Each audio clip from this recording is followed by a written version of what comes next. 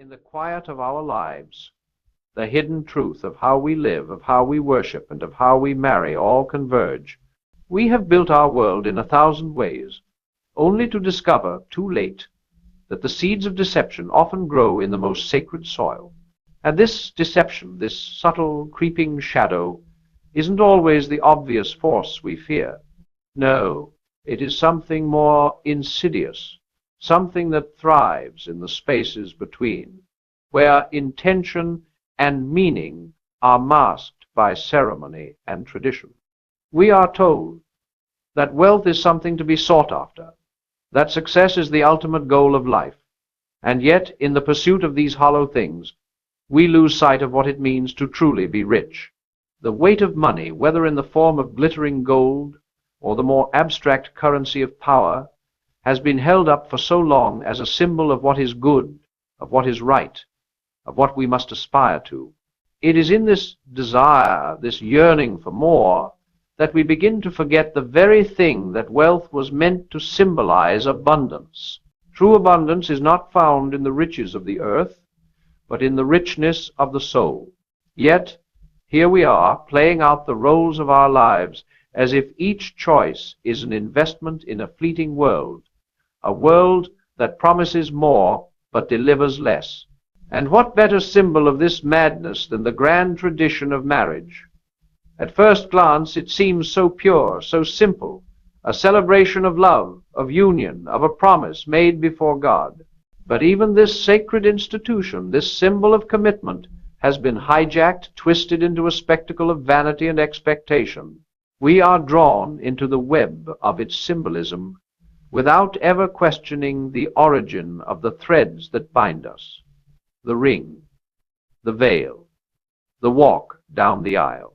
They are not just gestures, they are rituals, steeped in meaning and history, often more ancient than we care to admit. In the act of marriage, we are told to take what is promised, to claim what is given, and yet, in doing so, we participate in something deeper than we realize, something older than we know, something that carries with it a weight of unexamined tradition, from a time before love was understood, before commitment was pure, before the human soul had learned to worship the divine in itself, instead of in fleeting rituals and earthly things. When we speak of wealth, we must ask ourselves, what is wealth? Is it the riches we accumulate? Is it the influence we hold over others? Is it the power we exert? Or is it something more, something far more subtle, far more potent, something that cannot be held or measured, but must only be lived and felt? We, as human beings, are constantly on a search for wealth. We look for it in our careers, in our relationships, in the things we possess. But this quest, though noble in its own right, often leads us astray. For in the pursuit of wealth, we forget that true abundance cannot be seen or touched. It is something that arises in the spaces where love, integrity, and spirit exist. But the most powerful kind of wealth is not the one measured by the size of the bank account or the number of zeros at the end of a paycheck. No, the most powerful wealth is the wealth of the soul, the ability to give, to nurture, to live in the light of integrity, to embrace the power of purpose and faith. In the pursuit of wealth, we must never forget that it is not what we have, but who we become, that defines our true worth.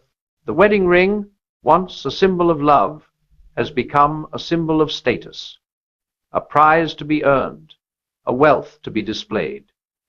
But the truth is, that very ring, that very symbol, comes with a cost to the soul, to the spirit, and to the heart. And it is not just in the ring, but in the very rituals we perform, in the very traditions we uphold, that we encounter the hidden dangers of worshipping wealth above all else. Take, for instance, the veil. In its most ancient form, the veil was not a symbol of purity, but a symbol of protection, of secrecy, of the unseen forces at work in the life of the bride. It was meant to shield her, to protect her from the powers that might seek to control her, to subjugate her. Yet, over time, this veil has become a symbol of submission, of an unquestioned obedience to tradition, to a set of rules and rituals that were not written for love, but for control.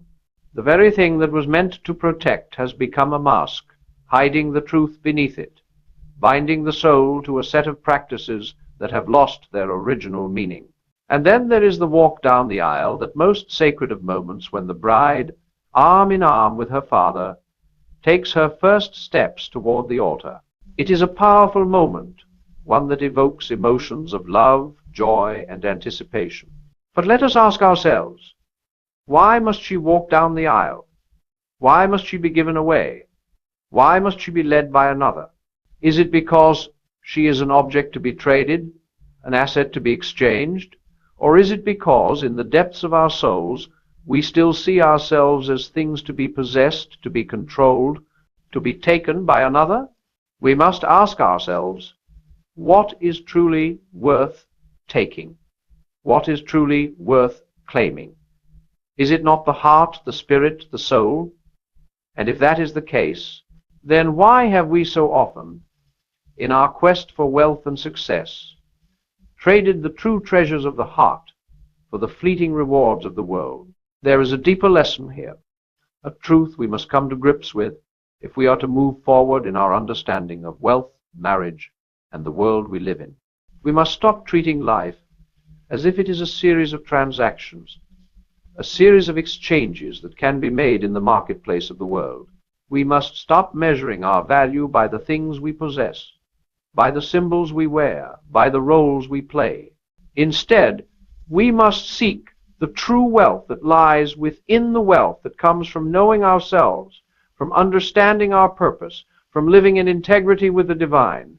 When we come to this understanding, we will see that wealth is not found in the things we can hold, but in the things we can give. It is found not in what we gain, but in what we give away. Let us consider the way we approach marriage, then, as a mirror to this truth. If we approach marriage as a transaction, as something to be possessed or earned, then we will find ourselves hollow, empty, always seeking more, always looking for the next thing to fill the void. But if we approach marriage as a partnership, as a union of two souls, then we will find ourselves enriched not by what we gain, but by what we give. It is in this giving, in this act of selflessness, that we truly experience the wealth of love, the wealth of life, the wealth of purpose. In the end, the most powerful lesson we can learn from the rituals and traditions of marriage, and indeed from the rituals of life itself, is that we are not here to possess, but to be possessed, not by another, but by love, by truth, by integrity, by purpose. When we are possessed by these things, we are no longer bound by the chains of materialism, of tradition, of wealth, as the world defines it. We are free to live, to love, to be, and in this freedom we discover the truest form of wealth, not that which can be earned, but that which can only be given. And so we must ask ourselves, what kind of life do we want to lead? What kind of wealth do we want to possess? The answer lies not in the things we acquire, but in the way we live, the way we love, and the way we give. When we learn this lesson, we will see that the true wealth is not found in the material world, but in the richness of the soul, in the love we share, and in the purpose we live. Let this be the wealth we pursue, the wealth of the heart, the wealth of the spirit, the wealth that cannot be taken, but can only be given. In this, we will find abundance, not as the world defines it, but as it is truly meant to be. And when we begin to live with this awareness, when we embrace this true wealth, we will no longer be entangled in the endless chase for fleeting possessions or accolades that the world places before us as trophies to be won. We will no longer seek validation from the symbols of success, the fancy cars, the grand houses, the sparkling rings. No, these things will no longer hold the same power over us. Instead, we will measure our lives not by what we have, but by who we are, by the depth of our relationships, the integrity of our actions, and the purity of our intentions. There is a quiet peace in this realization, a peace that surpasses understanding. For when we are not enslaved to the pursuit of wealth as the world defines it, we free ourselves to live authentically, to love without expectation, to give without reservation, to serve without seeking recognition. In this way, we come to embody the truest form of abundance, an abundance of the soul, of connection, of fulfillment.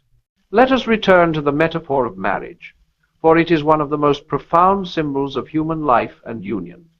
The wedding itself, the ceremony, is not simply an exchange of rings or vows. It is a reflection of the deepest truth of existence, the union of two souls, each seeking to live in service of the other, each seeking to give rather than take, to nurture rather than possess. It is in this sacred act of selflessness, this mutual surrender, that we discover the truest joy. For joy does not come from what we acquire, but from what we give away. In this way, marriage teaches us the lesson of wealth that the world forgets. It teaches us that true abundance is found in the giving, in the commitment, in the willingness to pour oneself out for another. It is not about what we gain from the relationship, the status, the possessions, or even the love itself, but in what we bring to the table, in how we show up each day as a partner, a friend, a lover, our confidant. The deeper the well of our giving, the greater the wealth we accumulate in the heart. This is the wealth that cannot be stolen, that cannot be measured by any earthly means. This is the wealth that transcends the passing of time and the changing of circumstances. This is the wealth that endures. But the truth is, we are all guilty of losing sight of this deeper wealth at times. We get caught up in the world's ways, in the shallow pursuit of things that glitter, that impress, that promise fulfillment, but never quite deliver. We become distracted, we forget to look inward, and we fall into the trap of seeking success outside of ourselves rather than within. And in that pursuit, we often miss the quiet moments of grace, the moments where we could have chosen to give, to serve, to love, and yet we chose instead to take, to accumulate, to hoard. This is the great tragedy of modern life. We are so consumed with becoming more that we forget that we are already enough. We forget that we are already rich beyond measure in the things that matter most. The love we share, the joy we bring, the kindness we extend, the truth we speak, these are the true treasures. Yet we are often blinded by the false allure of material success, and in that blindness we miss the beauty of the life we already have. It is not too late, however, to return to the path of true wealth, to realign ourselves with the principles of giving, of service, of deep love, and of integrity. We must return to a life of intentionality, where each choice we make is a choice to give of our time, our energy, our resources, and most of all, our hearts. We must choose every day to give freely and abundantly without expecting anything in return. For in the end, the more we give, the more we receive. Not in material goods, not in recognition, but in something far greater: peace, fulfillment, joy, and the knowledge that we have lived in harmony with the deepest truths of the universe. This is the lesson marriage teaches us, and this is the lesson life itself teaches us. True wealth is not what we accumulate, but what we give. It is not found in the things we possess, but in the hearts we touch, the souls we uplift, and the love we pour out into the world. And when we begin to live in this way, we find that we are not only wealthy in the truest sense, but we are also free. Free from the chains of comparison, free from the endless chase for more, free from the emptiness that comes from a life spent pursuing things that do not matter. And so, we return to the idea of tradition, to the symbols and rituals that have shaped our understanding of marriage, of wealth, and of success. They are not inherently wrong, but they have become distorted. They have been hijacked by the world's pursuit of superficial wealth, of status, of power. The true meaning of these rituals, the veil, the ring, the walk down the aisle, has been obscured. But if we can strip away the layers of materialism, if we can return to the original intention behind these symbols, we will find that they are not signs of possession, but of union, of mutual giving, of shared purpose. Let us then choose to redefine what wealth means in our lives. Let us look beyond the surface, beyond the trinkets and the status symbols, and seek the deeper truth. Let us cultivate the wealth of the soul, the kind of wealth that grows when we give, when we serve, when we love. This is the wealth that endures, that sustains us through every season of life, that fills us with a peace that the world cannot take away. And this is the wealth that we are meant to pursue, the wealth that will lead us to the life we were always meant to live. In the end, when we stand before God, when we stand before ourselves, and when we stand before the lives we have touched, the question will not be, how much did you acquire? The question will be, how much did you give?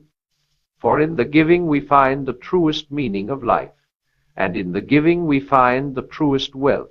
So let us give. Let us live a life of abundance, not in the things we possess, but in the love we offer, in the truth we live, in the joy we spread, and in the richness of the souls we touch along the way. This is the path to true wealth.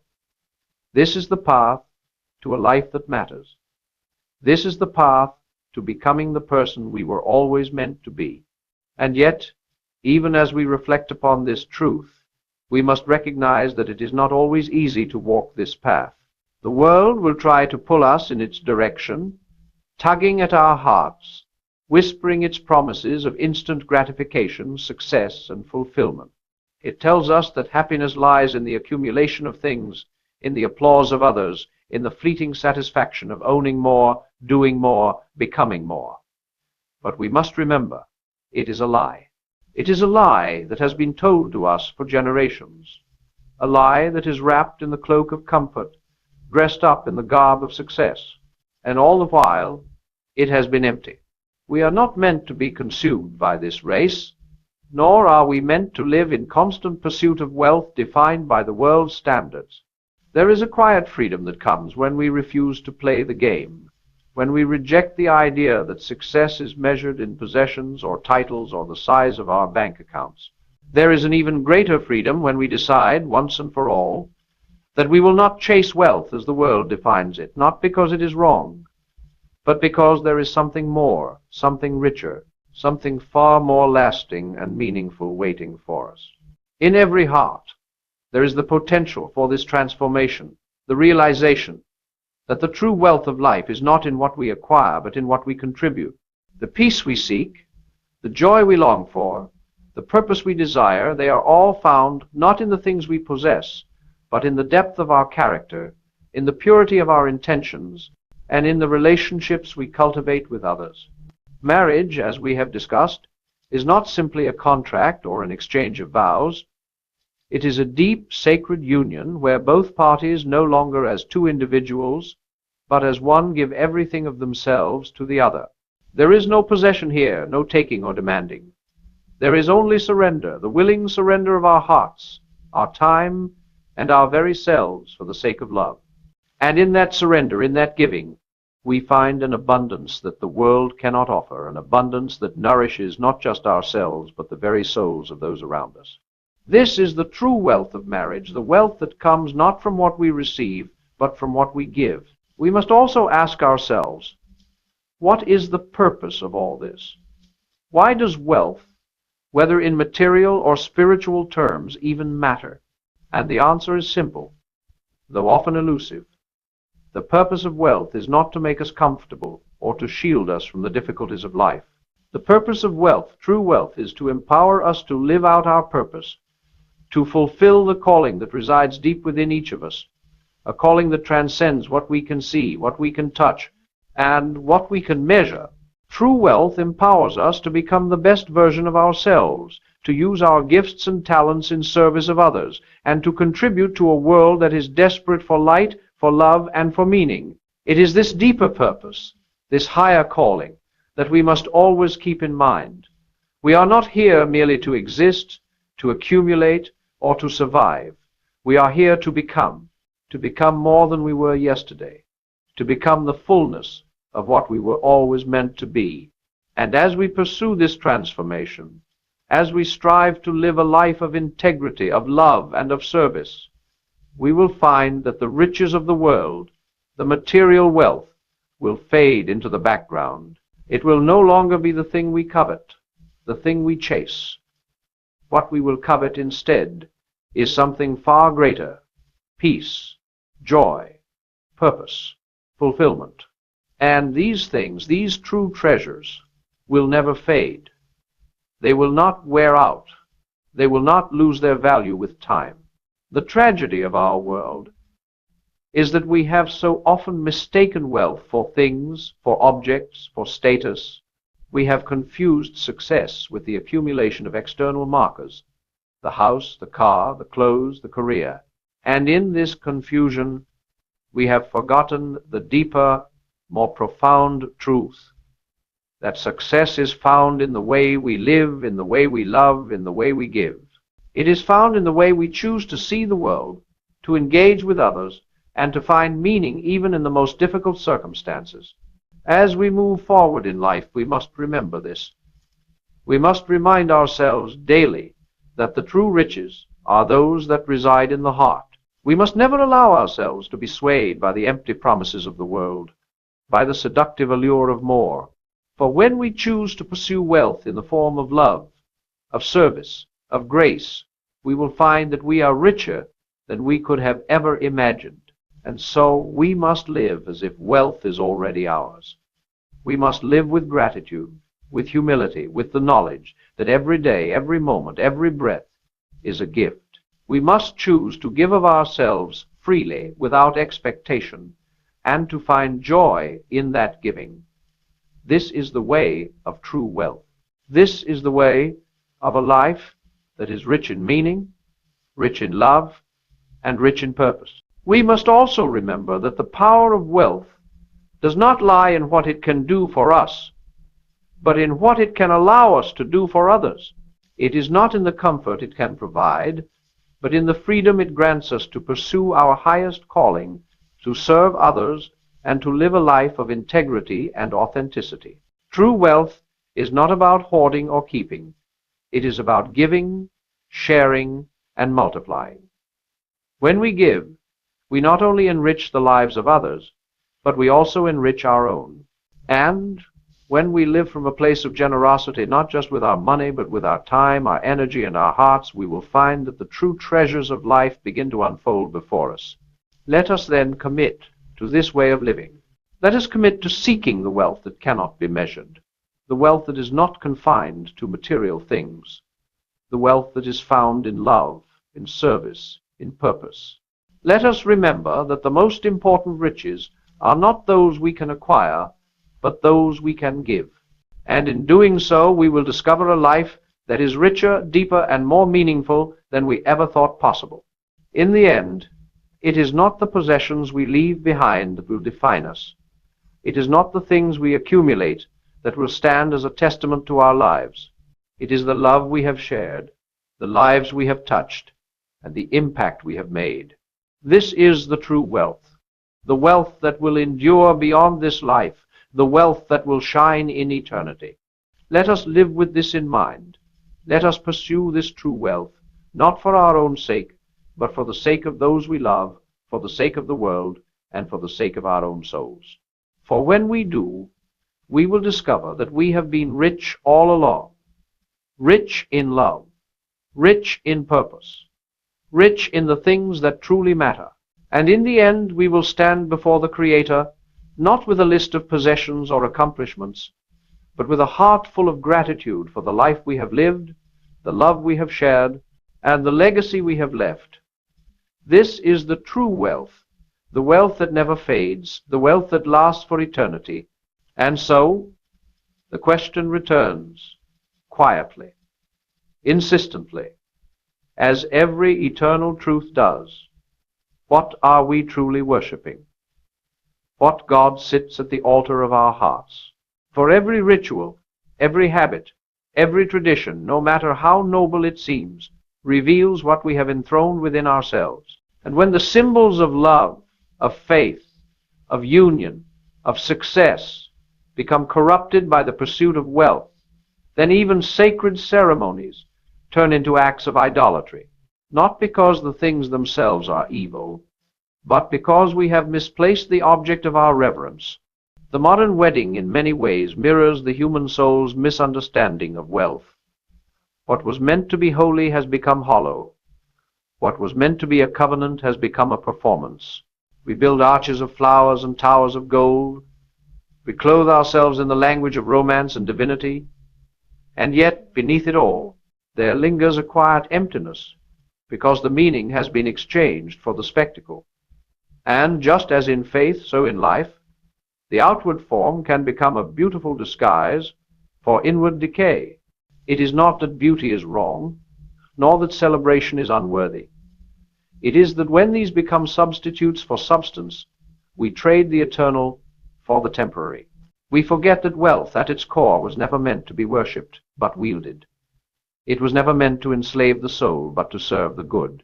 And the moment it ceases to serve, it corrupts quietly, almost invisibly at first, until one day we wake up and find that what was meant to free us has chained us instead. True transformation begins when we realize that the corruption of the world is not out there in politics, in systems, in the market, but within us. It begins when we see that every desire for more, every fear of lack, every comparison, every envy is a fragment of witchcraft disguised as logic. For witchcraft is not merely the invocation of spells or rituals. It is the manipulation of spirit through illusion. It is the belief that power lies outside oneself, that something external, a charm, a ring, a title, a fortune, can complete us. And this illusion has been alive since Eden. We have become masters of outward enchantments, the spell of status, the charm of reputation, the ritual of consumption. We have learned to polish the surface while neglecting the substance. But the soul is not fooled. Deep down it knows. It aches for meaning while the mind distracts it with motion. It hungers for truth while the body craves novelty. And all the while the divine wealth within us waits silent, patient, unspent. Wealth, when understood rightly, is an extension of gratitude. It is the outward expression of inward abundance. It is not acquired by force, but cultivated through character. The man who learns to master his desires becomes the wealthiest man alive, for he has discovered that no treasure compares to peace. And peace, unlike gold, cannot be stolen, cannot be traded, cannot be taxed. It is the purest currency of the soul. But peace demands truth, and truth demands transformation. The transformation of the heart is not a gentle process. It is a fire that burns away the falsehoods we cling to, the illusions of control, of superiority, of possession. It strips us bare until only what is real remains. And it is there, in that sacred poverty, that we discover the riches of heaven within ourselves. For when everything false falls away, everything true begins to shine. To be truly wealthy is to walk through the world untouched by its seductions. It is to love deeply without attachment, to give freely without calculation, to live fully without fear. It is to know that abundance is not what flows into your hands, but what flows out of your heart. For the soul that gives is the soul that grows. Perhaps this is why even the corrupted traditions still whisper remnants of divine truth. The ring, a symbol of eternity, yes, but also a reminder that what we bind ourselves to will bind us in return. The veil, a sign not of concealment, but of revelation, for only by lifting it can we see truly. The altar, not a stage for performance, but a place of surrender, where two lives lay down their pride and rise as one. Each symbol, though twisted by time, carries within it a seed of redemption, waiting to be understood again. And so, the challenge before us is not to abandon the world, but to redeem it, not to scorn wealth, but to sanctify it, not to destroy tradition, but to breathe truth back into it, to live in the world, but not be of it, to engage with its systems while refusing to be enslaved by them, to wear the ring, but never forget that love is the circle that begins and ends in the heart. For every generation must decide which spirit it will serve, the spirit of accumulation or the spirit of transformation. One demands possession, the other invites surrender. One leads to greed, the other to grace. One consumes everything and is still empty, the other gives everything and is still full.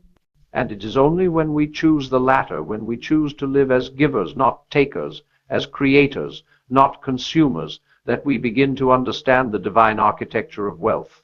You see, the true wedding is not between man and woman alone. It is between the human and the divine. It is the marriage of will and wisdom, of purpose and grace. And until that union happens within, no ceremony, no fortune, no achievement will satisfy. The world will continue to glitter, and the soul will continue to thirst. But when that marriage happens, when the heart weds the truth, all creation rejoices. For then every act becomes sacred, work becomes worship, wealth becomes witness, love becomes light, and even the most corrupted traditions begin to tremble before the returning power of meaning. That is the transformation we were always meant for, to awaken from the spell of the world, to remember who we are, and to rebuild the altars of our hearts upon the rock of truth. And so it ends not in despair, but in revelation. For every illusion we uncover, every false altar we tear down, every hollow tradition we expose, makes room for something far more radiant, truth. The kind of truth that does not need ceremony to shine, that does not beg to be believed, that simply is. The world will keep its glitter, its rituals, its promises of power. Let it. For those who have seen the true wealth, who have touched the peace that does not depend on possession, cannot be seduced by shadows. The wedding feast of the soul is not held in cathedrals of marble or halls of gold. It is held in the quiet heart that has learned to love without condition, to give without pride, to live without fear. This is the final unveiling, that heaven is not somewhere we go, but something we awaken within, that the ring was never about ownership, but about eternal return, the soul's unending vow to choose love again, even after betrayal, even after loss, even after the world forgets what love means. And so we stand here, as all generations must, between two altars, one of the world and one of the spirit. One promises pleasure and fades. The other demands surrender and lasts forever. Choose the second. Choose the altar where meaning burns brighter than gold, where wealth is measured not by what you hold, but by how deeply you give, how purely you live, how freely you love. For when you live this way, every breath becomes a benediction. Every act becomes worship. Every moment becomes holy. And when your final day comes, when all that can be taken is taken away, you will find yourself still rich, rich in the only currency that death cannot touch, a soul made whole by truth. That is the wedding of eternity. That is the redemption of wealth.